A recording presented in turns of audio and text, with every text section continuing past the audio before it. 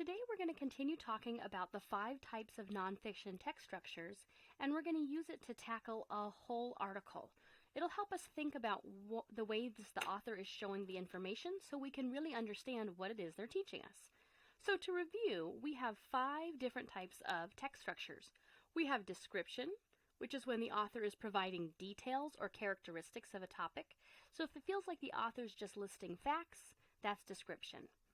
We have order and sequence, where they're showing us the steps in order or the order in which things happened.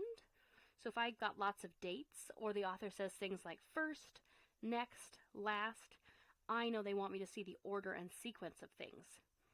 If I've got cause and effect, then the author's going to be describing an event and then all the stuff that happened because of that event.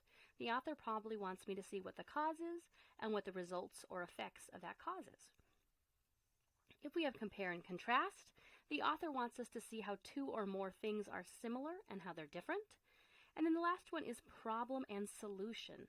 The author wants us to understand what the problem was and how it was solved or how it could be solved. So these are the things we're going to be on the lookout for today as we read together. All right, so to start out, I have this article here from ReadWorks, and it's about life in the colonies. We're going to start studying colonial America and how the European settlers lived in colonial America. So let's read this article and see what we can learn by looking at the different text structures. I'm going to start off by looking at this first paragraph. I'll label it paragraph 1. By 1750, there were 13 English colonies on the east coast of what became the United States. All of them were strong and growing. Almost every ship arrived with more immigrants. Well, they gave us a date, but there weren't a bunch of dates, so I don't think it's sequence. They're not showing us a problem, no cause and effect, and they're not comparing. I just feel like they're listing facts.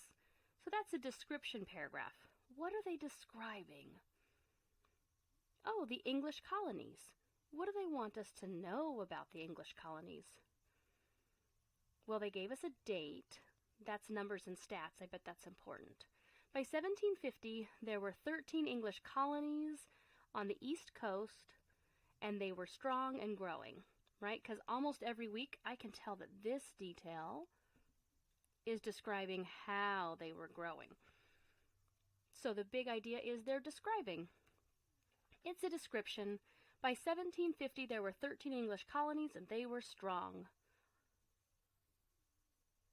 I might even want to add, and growing, since they did an extra detail about growing. All right, let's take a look at paragraph 2. More than 9 out of 10 colonial families lived on farms. They farmed their land by themselves. Every member of the family had a job to do. As a result, they produced nearly everything they needed to survive. They raised their own food, they made their own clothes and their own tools, they made their own furniture. Most of them even built the houses that they lived in. When the weather and the harvest were good, farmers sometimes had enough food left over to sell. As a result, that sounds like cause and effect to me. As a result means here's the cause and here's what happened because of it. Let's see what I can find out what's before as a result to see what the cause is. More than 9 out of 10 colonial families lived on farms. They farmed the land by themselves. Most colonial people were farmers. That's my cause. Let's see what the effect is. As a result, they produced nearly everything they needed to survive. They raised their own food. They made their... As a result, they produced nearly everything they needed to survive. The big idea is cause and effect. Because most colonial people lived on farms, they produced nearly everything they needed to survive. I can tell that because, let me get a different color here, they raised their own food is something they did to survive. They made their own clothes and tools. That's what they needed to survive. Their own furniture. All of these orange ones are just details that explained the things they needed to survive. Cause and effect. Most colonists lived on farms, so they all had jobs to do and had to make everything they needed on their farm. Cause and effect. So far, the author wants us to see There were 13 colonies, they were strong and growing, and they were full of farmers who made what they needed to survive. Let's take a look at the third paragraph and see what kind of text structure we have going there. Oops.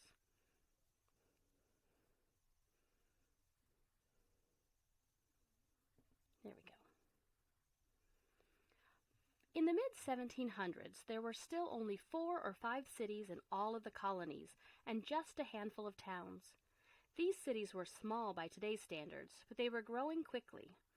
In a few short years, Philadelphia would become the second largest city in the whole British Empire, next to London, England. Ooh, that one was tricky.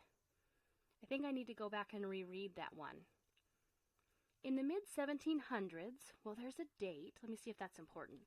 In the mid-1700s, there were still only 4 or 5 cities in all of the colonies, and just a handful of towns. These cities were small by today's standards, but they were growing quickly. In a few short years, ooh, this is another time thing, Philadelphia would become the second largest city in the whole British Empire next to London, England. Ooh, they told me 2 time things in a row. They told me a starting time, and then they told me what happened a few years later. That sounds like sequence. They want me to notice the order of things.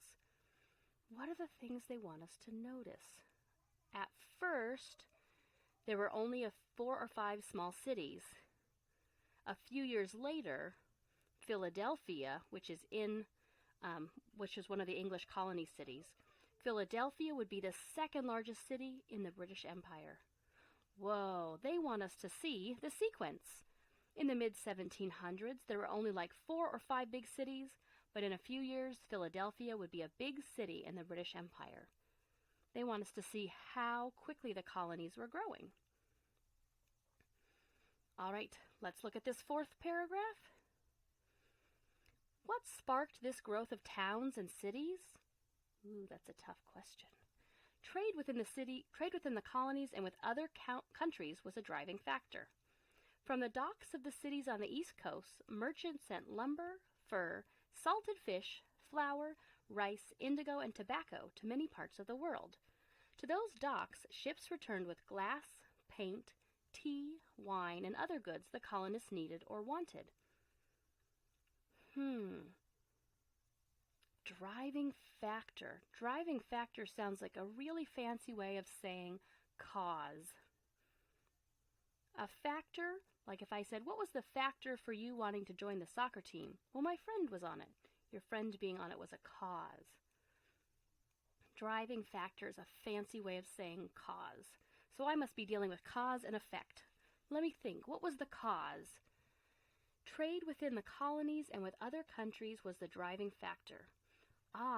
So because the colonies were doing so much trade with other countries and within the colonies, what's the effect? Merchants sent out lots of goods and received lots of goods. Cause and effect. All right, let me look at our final paragraph. Trade also meant jobs. Men loaded and unloaded ships. They built boats. They made sails, rope, and barrels for shipping goods. The cities and towns offered other kinds of work too. Men, and some women, ran stores and shops. Skilled workers baked bread and made pots and pans. Others printed newspapers or made fine shoes and clothes for other city dwellers. This one is kind of tricky. I'm going to go back and look at the beginning of this one again. I didn't see any clue words. Trade also meant jobs. Meant jobs. I wonder if that's a cause. Let me think if that makes sense. Could trade be the cause? What would the effect be?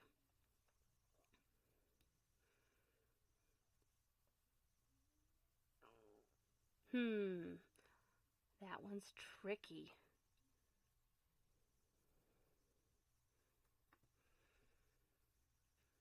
I think the author is saying that because there was so much trade, there were lots of other jobs available. Because it starts with saying trade also meant jobs, and then they describe all the jobs that can happen. Cause and effect. Trade helped the cities offer jobs to many people. All right, by looking at all the nonfiction text structures, we had description, we had cause and effect, we had sequence, more cause and effect. I noticed that most of this article was cause and effect. A lot of it had to do with helping us see why things happened the way they did in the colonies.